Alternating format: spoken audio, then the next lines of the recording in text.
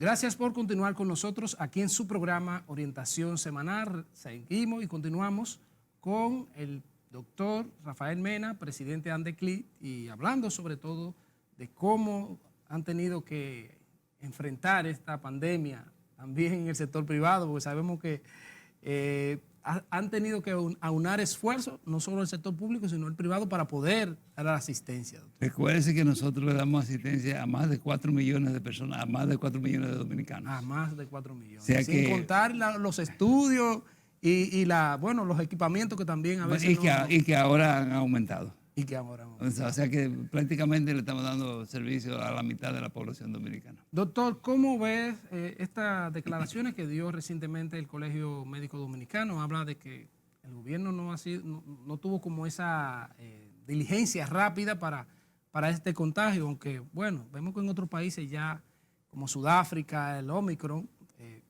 no dio paso fue algo rápido y también ha sido así en otros países.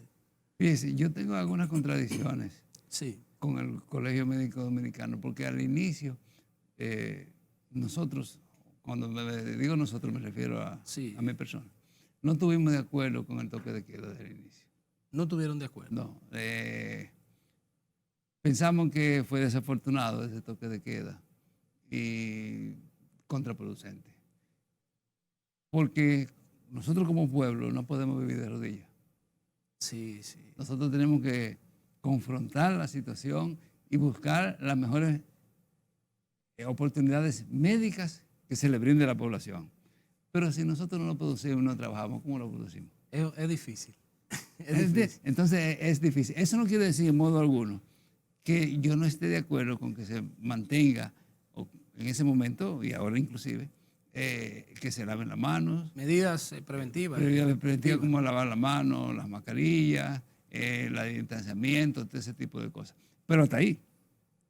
O sea, nosotros debemos continuar. Yo sé que eso es controversia. Usted sabe que inclusive Estados Unidos, inclusive en estos momentos, están divididos. Están divididos, así mismo. Y nosotros, imagínense que no producimos nada porque también tenemos que entender que nosotros criticamos y decimos eso, pero aquí se producen vacunas. No, aquí hay científicos para esa producción. Lamentablemente. Entonces nosotros realmente tenemos que seguir, porque somos un pueblo del tercer mundo, tenemos que seguir lo que los pueblos del primer mundo generalmente han hecho. Y si ellos tienen problemas y tienen contradicciones, ¿qué será nosotros?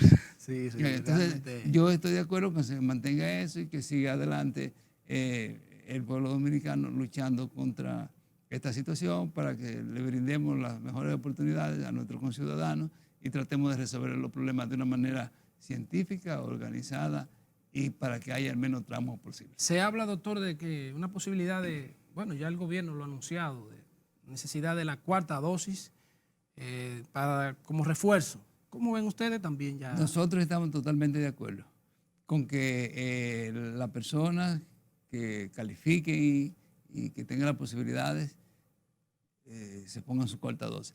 Pero fíjese también que yo no termino de entender todavía cómo es posible que haya personas que ni siquiera se ha puesto una y ni siquiera se ha puesto la otra y la rechazan y ese tipo de cosas. Eso es increíble. Señores, nosotros exhortamos a la población a que se vacune, a que evite los mayores problemas posibles, a que son gratis. Son gratis. Y por ahora son gratis. Quizá va a llegar un momento que el gobierno no va a poder solventar. Sí, pero hay que admitir que hasta ahora tanta vacuna que ha venido tanto de China como de Estados Unidos han sido gratis. Y el gobierno, no es que se lo han regalado al gobierno. No, obviamente. No estoy diciendo eso, ¿no? Que quede claro. Pero a la población dominicana se le ha suministrado de una manera gratis. Tengo entendido que hay corporaciones, otra gente que ha cooperado, pero eso es diferente. Eso es diferente. Y no es una gran cantidad significativa para la... Entonces, pero es diferente. Entonces, ¿cómo es posible que si nosotros tenemos como población esas facilidades no se aprovechen? Yo no lo termino de entender. Sí, usted sabe que lamentablemente a veces por la creencia, bueno, que uno respeta la creencia de mucha gente o también las redes sociales, que usted sabe que son un mecanismo importante de información y hasta de avance, pero hay mucha también desinformación y uno como comunicador lo sabe y que hay mucha gente que se lleva a veces del aparatico ese. Pero recuérdese también que esas cosas no son nuevas de ahora. No son nuevas. Cuando la viruela se hace ya varios años. Una década, ¿cuántas? Dos, 3 décadas. Se hicieron, o se hizo el producto como vacuna de tal enfermedad. Sí, Hubieron mucha oposición. mucha oposición. E inclusive religiosas, como usted entenderá. Recuérdese que se llamaban experimentos diabólicos. Diabólico. Sí, o sea que... para ponerlo en chía a la gente y unas cosas. De ese tipo de cosas. Sí, sí. Y todavía eso persiste. Y persiste en una gente que es difícil cambiarlo. Y realmente no, por eso yo exhorto que los jóvenes, los que tengan influencia sobre sus padres, porque también uno tiene que respetar ese tipo de cosas. Un papá de uno de 70, 80 años ya que te dice, no, ¿qué tú vas a hacer? Es difícil. Es difícil manejar. Sí, pero orientar, sí, sobre todo y tratarle de decir salud, ¿no? que es un tema de salud, que no es verdad lo que se está diciendo, ese tipo de cosas. Porque ¿cuántas, por ejemplo, vacunas de polio le ponen a todos los muchachos tuyos? Te lo ponen 4 y 5. La que, claro, la que diga lo que recomiende. Y en menos de 2 años. Es así. Y lo mismo para el tétanos. Y lo mismo para la toferina. Todo ese tipo de cosas. Sí. Entonces eso va a suceder algo parecido con el asunto del COVID. Cuando llegue ese momento y eso, cuando los científicos lleguen, van a encontrar, como ahora la influenza. Recuerda que hace, qué sé yo, una década, cuando la famosa epidemia que de Hong Kong, y era ahora que se demuestra que era tanto la influenza A como la B. Que la gente también, doctor, hay que decirlo, que la gente, luego de que le ha dado la gripe, que ha ido a los centros cuando la influencia también es casi gratis. Yo entiendo que es gratis en muchos centros. En muchos centros es gratis, pero también hay... y se puede también pagar privado. Se puede pagar. Hay gente que no le gusta esos sitios, esa cuestión, pero hay que admitir para no hacer la fila. Y el tiempo. Y está ahí, se recuerdan cuando ya está el virus que está muy propagado. Pero yo pienso que quizá para el COVID-19 va a ser lo mismo.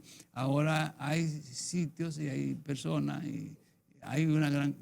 A propósito, llegó un poco tarde esta vez a la República Dominicana. Parece que por el asunto de la misma pandemia. Sí, pero hay muchas facilidades que se le puede presentar a los pacientes que así lo deseen comprarla, por ejemplo, como tú dices.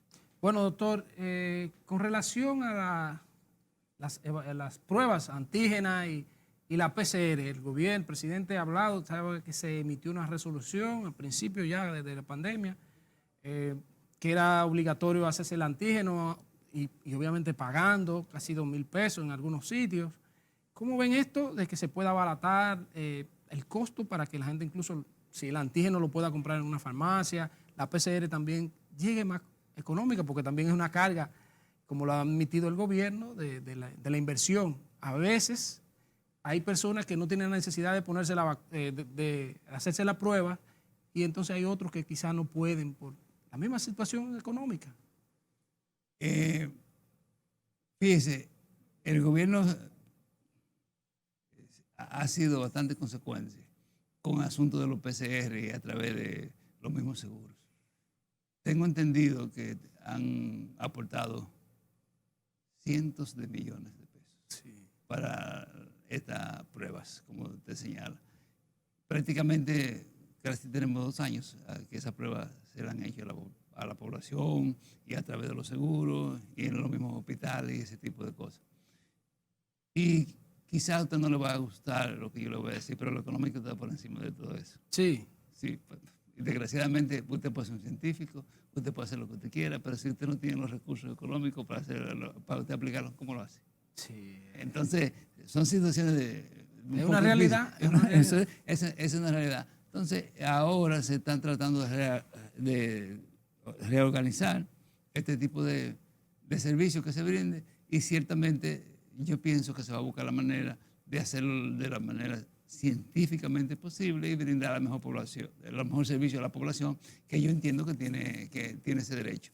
Pero imagínese usted, si usted va ahí y si usted iba para el extranjero, ese tipo de cosas, Y si usted compraba tickets, si compraba ahí de la cuestión, Y hay que hacérsela rápido. hay que hacerla rápido. No está mal que te pague también por eso, porque entonces la otra cosa te paga, pero para eso no. No, vamos a hablar claro. Vamos a hablar claro. Y usted sabe que hay gente que se hacían hasta 10 y 15 pruebas. Así es.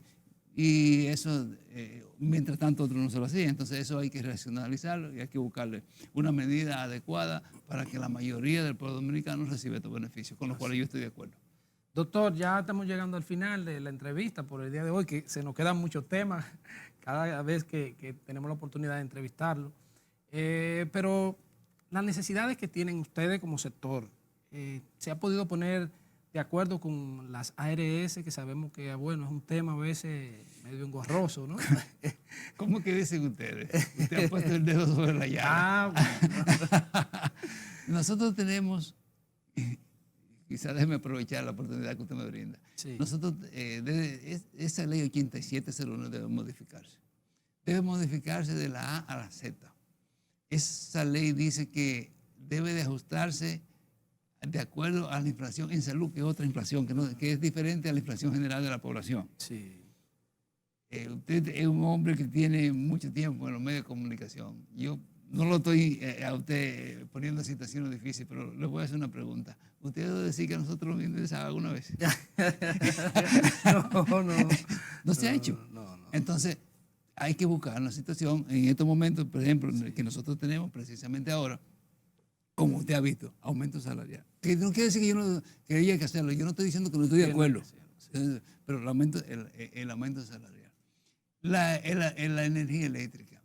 Usted es muy joven, quizás no se da cuenta de eso, pero anteriormente, una institución que pagaba 30 o 30 mil pesos de energía eléctrica mensuales, ahora paga 3 millones. Así, mucho dinero. Entonces, todo ese neoliberalismo que a nosotros no ha venido arriba. También sobre eso, nosotros decimos que la modificación de esa ley, hacerla cumplir, hay que llevarla a cabo, porque no puede seguir ese consejo como está. Ese consejo es el que debe. Yo no tengo nada contra el ministro del Trabajo, ahora inclusive mi amigo, sí. Pero el que debe ser realmente ese ritual, tiene que ser el ministro de Salud, no el de Trabajo.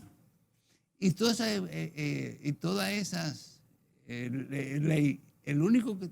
Y no quiere decir que yo me simpatice este presidente o lo que sea o que no, sino el presidente de turno es el único que debe tener el veto. Porque cada vez que ahí se trata un tema y que a usted no le conviene, usted lo veta.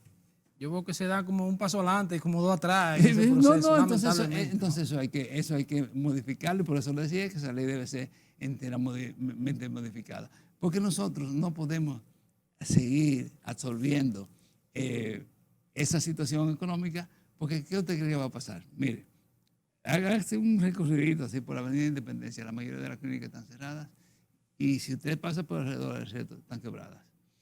Entonces, no es posible que eso siga, a menos que no haya un plan directo que sea lo que dijo. Usted es muy joven, quizás para eso no tenía eso. En el año 92, cuando se hizo el asunto del neoliberalismo, los bancos, el capital va a coger los bancos, sí, y el Vaticano va a coger la salud. Era joven, pero recuerdo. Entonces, a menos que no sea para eso, sí, que eso se quiera llevar a cabo eso. Inclusive, si usted me permite, ya, yo sé que estamos prácticamente cortos de tiempo, pero no quisiera dejar de pasar la oportunidad. Sí. Mire, ese asunto del Código Penal, para nosotros, eso no puede ser. ¿Cómo es posible que si yo sea responsable penalmente por lo que haga otro? Eso es posible. Eso no es posible en el sentido de que, si, no me vaya a malinterpretar, por favor.